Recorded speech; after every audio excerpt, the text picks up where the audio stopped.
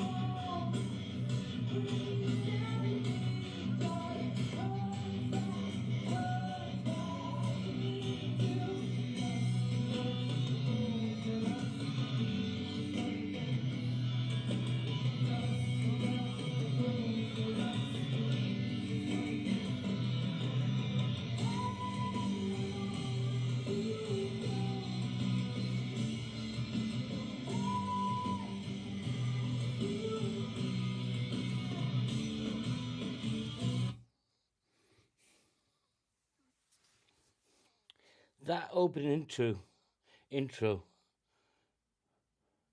that took me to some. That had shades for me of Black Sabbath. You know, the godfathers of rock as we know it. And that was, it took on that sinister presence, just that drop bass, Ali's bass run, seriously, and Pow is killing the drums. But that's not what I'm looking for, because you know they're talented musicians, right? You know they're talented songwriters. I'm looking for what feeling do I get, and that was dark. That had, you know, I could seriously throw it against some of the darker side of Tool. That's not where they're headed with their music, but I get that feeling of it's pulling me in. Awesome. Let's carry on. Whoa.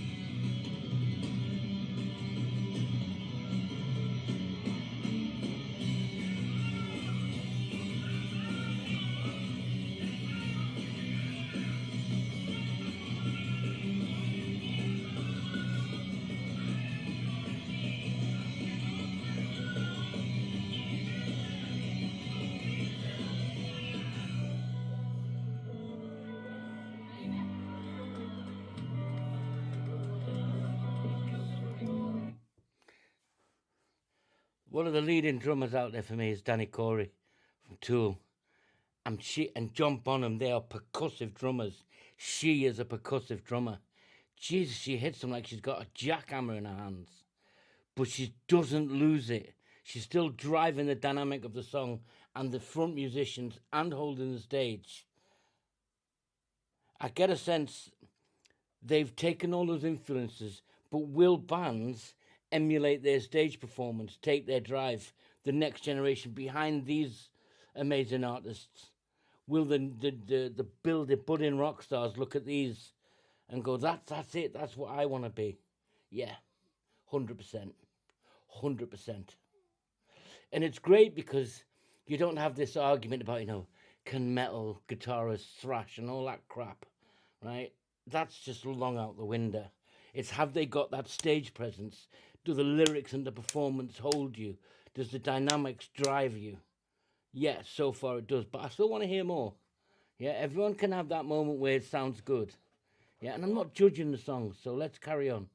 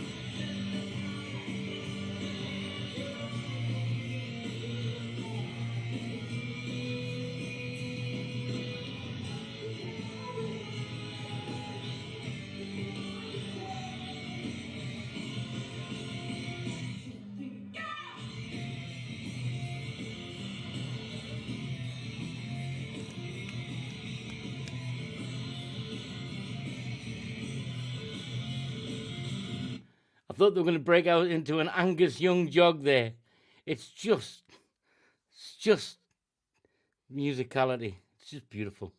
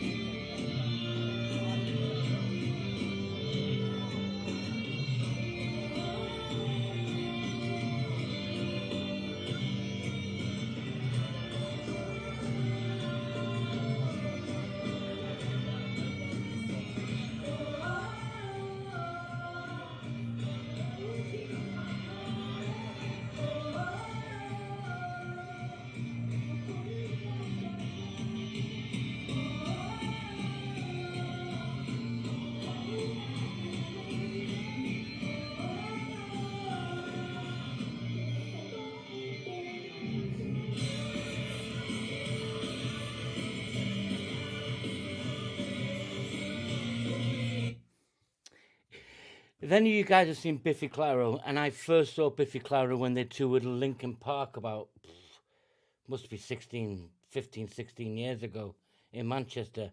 Biffy Clyro opened for Linkin Park on the Meteora, I think it was. Yeah, definitely. So that energy they project, if you see Biffy Clyro and the Foos, I know they're doing, you just get the sense that, yeah, the energy. Just go. If you've seen Biffy Clyro live, you'll know what I mean by the energy. I'm not talking about the comparison of music. I'm talking about that stage and drive, the dynamic of the songs that they're producing. It's matched by the energy of them on stage. I'm sure if they want to pull it back and be a little bit more demure, if you like, or if it's a softer song that has different bridges to harder part of the song. But when Pow's driving the song and the bass runs, it's so cool to see those bass runs now coming to the front. And I see a little bit of Metallica bass there. Yeah, it's so talented. I can't believe they're not even past 25 yet. Good God. Yeah, here we go.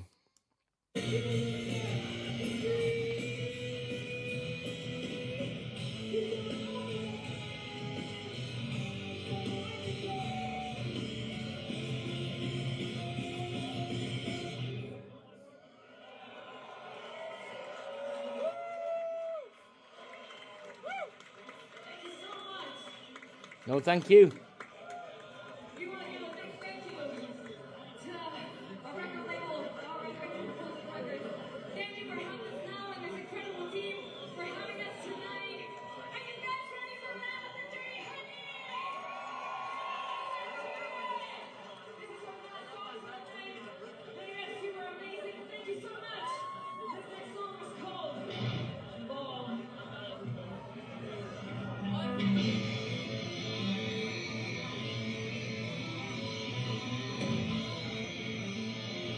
Now I know this song, obviously.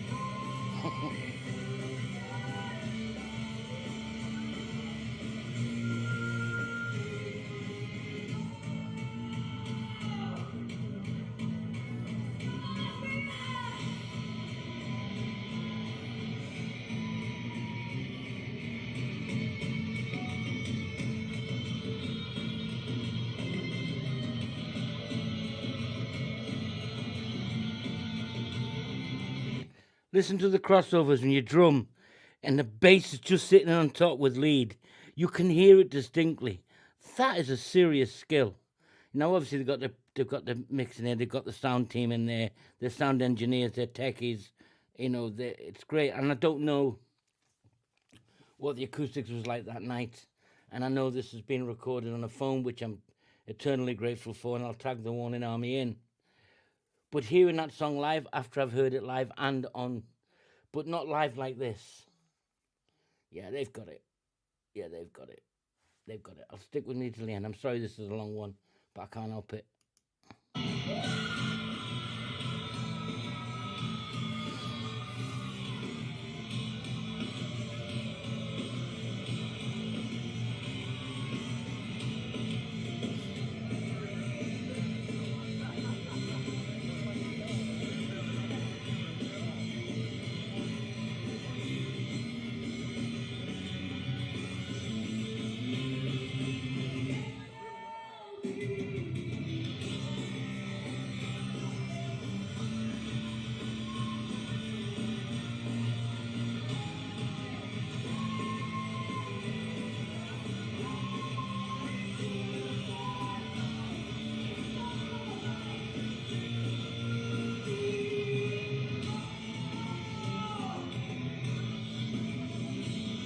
Listen to that lead run.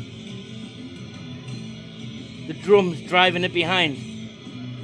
No fills.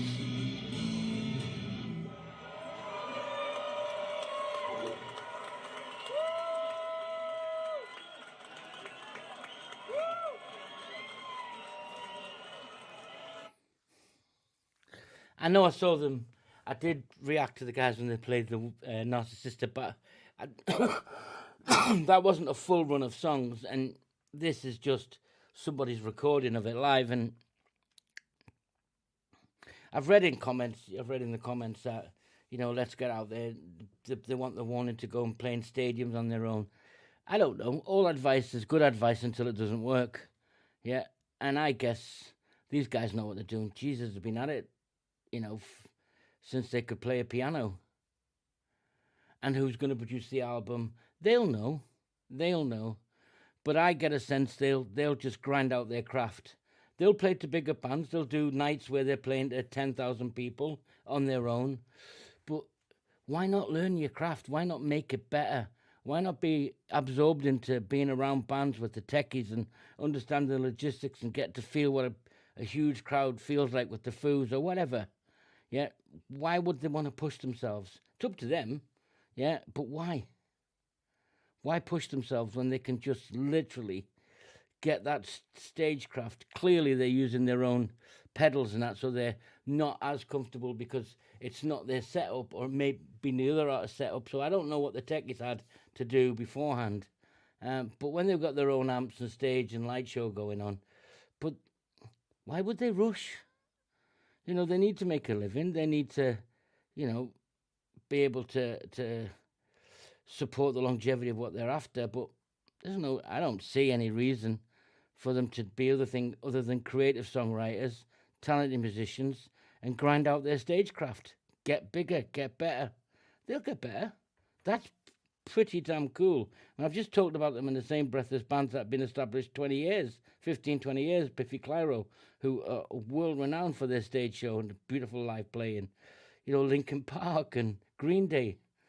So I'm not criticizing them, but why push themselves? I loved it. If you did like it, I'm going to tag the Warning Army in because I stole this off their screen. They won't care. They're just great people. If you like it, click it. Guys, I loved it. Take care.